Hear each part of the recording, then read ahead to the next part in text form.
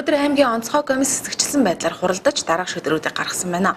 Дархуул аймгийн Сум хоорондын хөдөлгөөн 2021 оны 2 дугаар сарын 22-ны 10 цагаас эхлэн нээгдэж, тухайн сумын онцгой комиссд иргэд маань бүртгүүлэн 7 хоногт нэг удаа зорчих хэрэгтэй.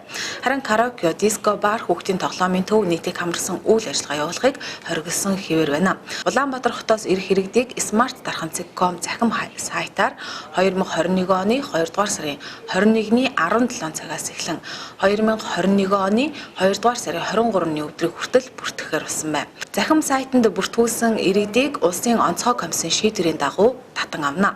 Улаанбаатар хотоос бусад аймаг сумаас ирэх хүсэлтэд дархны иргэдийг хүлээж авна. Ерөнхий боловсролын сургуулийн 9-өөс 12 дугаар ангийн сурагчдын танхимын давтлага, дугуйлан секц хэвийн үргэлжлэх бөгөөд халдвар хамгааллын дэглэмийг баримтлан ажиллах юм.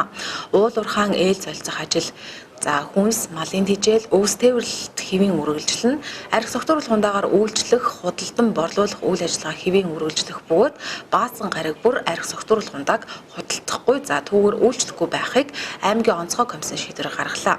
Мөн Дархуул аймгаас гарах иргэдийг 2021 оны 2 дугаар сарын 21-22-нд бүртгээд 23-нд гарах ажлыг нэгдсэн журмаар зохион байгуулахаар болжээ. Дархуул аймгаас гарсан иргэд маань 60 хоногтой буцаж ирэх боломжгүй байсан бол өнөөдрийн аймгийн онцгой комиссийн хэсэгчилсэн хурлаар 30 хоног болгон бууруулсан байна. 2 сарын 22-ны даваа гарагаас эхлээд Дархуул аймагт хязгаарснаас бусад 3 төрлийн хязгаарснаас бусад үйл ажиллагаанууд бүгд хэвийн гормоор мэргэжлийн газраас гаргасан халдвар хамгаалтын дэглэм стандартын дагуу үйл ажиллагаагаа хэвийн явуулах боломж бүрдэж байгаа гэдэг дуулгыг. Хязгаарсан 3 чиглэл байгаа. Энэ чиглэл бол диско, бар, караоке, хоёрт нь хүүхдийн тоглоомын төвүүд, PC тоглоом, кино театр, гуравт нь нийтийг хамарсан үйл ажиллагаа. Нийтийг хамарсан үйл ажиллагаа гэдэг дээр хурал зөвлөгөө, үзэсгэлэн худалдаа, байгууллага хамт олонны ямар нэгэн баяр тэмдэглэлт үйл ажиллагаанууд гэдэг бүх зүйлүүд орно нийтийг хамарсан үйл ажиллагаа гэдэгт. Эдгээр 3 чиглэлийн үйл ажиллагаанаас бусад бүх төрлийн төрийн болон хувийн хвшлийн бүх үйл ажиллагаанууд өөрсдийн тогтоосон цагийн хуваар хязгаарлалт, мөн стандарт зай талбай хэмжээнээс шалтгаалan үйл ажиллагаагаа хэвийн гормоор ажиллуулах боломж нэгдэж байна гэж ойлгож болно. Энэ дотор сүүлийн 2 сарын 13-ны өдрийн хуралдаанаар гаргасан хязгаарласан 0-18 насны хүүхдүүдийн сургуулийн болон чөлөө цагаа өнгөрөх секс дугуйлан давтлагуудыг бас хязгаарласан байсан. Тэгвэл эндгээр үйл ажиллагаанууд нэгдэж ийн гэж болно. Хамгийн гол нь 18 хүртэлх насны хүүхдүүд үйлчлэгээний байгууллагуудаар үйлчлүүлэхгүй байх.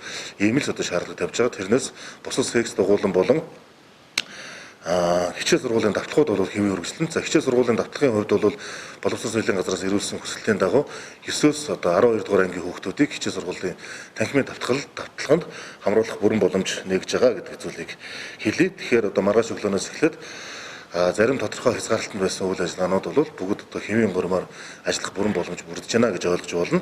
Яагаад энэ шийдвэрүүдийг бас гаргаж байна гэхээр өнгөрсний 7 хоногийн хугацаанд Дархуул аймгийн хэмжээнд нөхцөл байдал хэвийн үргэлжилсэн. Энэ сар шинийн баярын өдрүүдээр бол бид нийтээрээ залгахгүй байх, хамт олноороо энэ сар шинийн баярыг тэмдэглэхгүй байхын шийдвэрийг бол олон нийтэд уриалж гаргасан. Дархамжууд харьцангуй энэ уриалгыг дэмжиж хамтарч ажиллалаа. Мөн энэ сар шинийн баярын өдрүүдээр сар шинийн баярын өмнө ирсэн, өөрөөр хэлбэл 2 сарын 11-ээс өмнө ирсэн, Дархуул аймагт ирсэн, ялангуяа Улаанбаатар хотоос ирсэн эрүүл мэндийн шалтгаантай болон хүндэтгэн үүсэх шалтгаантай 380 орчим иргэдийн давтан шинжилгээнүүд бол бүгд хийгдэж бүрэн дууссан. 2 удаагийн шинжилгээгээр эдгээр иргэдээс бол ямар нэгэн сөрөг зүйл гараагүй учраас хэвийн үйл ажиллагааг үргэлжлүүлэх бүрэн боломж байна гэдгийг өнөөдөр аймгийн онцгой комисс хуралд шийдсэн.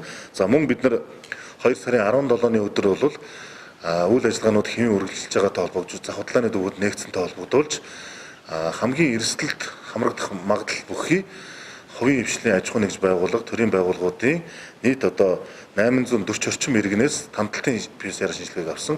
Энэ шинжилгээний хариунууд бүгд сөрөг гарсан. Тэгэхээр нийгэмд энэ саяны сар шинийн баярын хөтөлбөрийн өмнөх их ачаалттай байсан энэ хөтөлбөрийн цаг хугацаанд нийтэд бол ямар нэгэн өөр замаар ямар нэгэн байдлаар хүчний дархал тархаагүй байна гэдэг энэ оншийг тодорхойлж байгаа учраас энэ дараах шийдвэрүүд гаргаж байгаа гэдэг зүйлийг бас хэлэх нь зүйтэй. Зөвхөн Улаанбаатар хоттой холбоотой асуудал бидний анхаарлын төвд байгаа. Тийм учраас өнөөдрийн оройн 17 цагаас эхлээд бид нэр Smart Дархан.com дээр Улаанбаатар хотоос Дархан аймаг руу ирэх иргэдийг бүртгүүлжүүлэх энэ ажлыг бол 3 хоногийн хугацаанд хийн. Өнөөдөр маргааш нөгөөдөр 23 өдрийг дуустал энэ бүртгэлийн ажлыг зохион байгуулж хийнэ. За Улаанбаатар хот нийслэлийн онцгой хөмс, улсын онцгой хөмсөөс бас тодорхой шийдлүүд гаргаж хязгаарлалт тавьж байгаа юм мэдээлэл байна. Тийм учраас бид энэ бүртгэл хийсний дараагаар хэрхэн зохион байгуулалтаар одоо Улаанбаатар хотоос иргэдэд авчрах уу гэдгийг улсын онцгой хөмс, нийслэлийн онцгой хөмсийн гаргасан шийдвэрийн дагуу гүйцэтгэнэ гэдэг зүйлийг мэдэгдээ. Хэрв одоо улсын онцгой хөмс, нийслэлийн онцгой хөмс зөвшөөрсөн тохиолдолд бид энэ 3 хоногийн хугацаанд бүртгээд бүртгэсэн иргэдэд бол нийтийн унаагаар, хувийн унаагаар нь зохион байгуулалтаар авах ажлыг зохион байгуулж хийн. За эдгээр Улаанбаатараас Дархан дээрх иргэдийн тухайд бол хэд хэдэн шалгуур байгаа. За нэгдүгürt зөвхөн аймгийн онцгой хөмсөөс бүртгүүлсэн иргэдэд цаг өгсөн тохиолдолд та PCR-ын шинжилгээнд хамрагдана. Тэгэхгүйгээр өөрөө бүртгүүлчээ сайн дураараа шинжилгээнд хамрагдаад тэр шинжилгээнийхэн хариу нь үр дүнгүйгээр 48 цагийн хугацаанд өнгөрдөг юм тохиолдлууд одоо өнгөрсөн хугацаанд гарсан учраас аймгийн онцгой хөмсөөс зарлж мэдэгдсэн тохиолдолд та Улаанбаатар хотод шинжилгээнд хамрагдаад 48 цагийн хугацаанд бүртгэлт баталгаажсан байна гэдгийг ойлгох хэрэгтэй. За хоёрдугаарт Кликс одоо энэ трак программыг утсандаа суулгасан байх шаардлагатай. За энэ Кликс программыг хэрхэн суулгах вэ гэдэг талаарх мэдээллийг бол аймгийн одоо энэ сайт, вебсайт болон одоо пэйж хуудаснаас авах боломжтой. За энэ бол Дархан аймагт ирээд та гэрийн хууль өрөөнд одоо 7 хоног байх хугацааны энэ одоо хязгаарлалтын хянах программа гэдэг зүйлийг хэлье. За 3 дугаарт нь бол Дархан аймгийн харьяатай иргэд байна. За Дархан аймагт амьдардаг гэхдээ одоо харьяалаа шилжүүлж амжаагүй иргэд бол одоо тухайн багийнхаа дараагаас тодорхойлолт аваад энийг авсарсан байх шаардлагатай. За дөрөвдүгürt мэдээж түрүүний миний хэлсэн 30 хоногийн хугацааг бол одоо дуусгасан байх ёстой. За хүндэтгэл үүсгэх шалтгаантай иргэд, эрүүл мэндийн шалтгаантай болон бусад хүндэтгэл үүсгэх шалтгаантай иргэдийн тухайд бол энэ хоногийн хязгаарлалт үйлчлэхгүй. За ингээд бусад иргэд бол ингээд бүртгүүлээд 21 өнөөдрийн 5 цагаас эхлээд өнөөдөр маргааш нөгөөдөр 3 хоногийн хугацаанд бүртгэлээ хийх бүрэн боломж нэгж байна гэж ойлгож байна. За уул уурхай ээлж солихтой холбоотой ажил бол хэвийн үргэлжилж хийгдэнэ. Уул уурхай ээлж солихтой холбоотой ажлыг аймгийн байгаль орчин аюулгүй байдлын газар хариуцж байгаа. Тэгэхээр эдгээр мэдээллийг авах болон одоо ажилдаа ээлж солилцохтой холбоотой мэдээллийг 9937 2250 9937 2004 гэдэг утастай холбогдож мэдээлэл аваад байгаль орчны газар дээр дэлгэрэнгүй мэдээлэл авч одоо зорчих боломжтой. За хүнс тээвэр, малын тижэл, өвс тээвэртэй холбоотой асуудлыг бол аймгийн онцгой хөмсөөс өгсөн үүргийн дагуу хүнс үдэ аж ахуйн газар бүрэн хариуцж байгаа.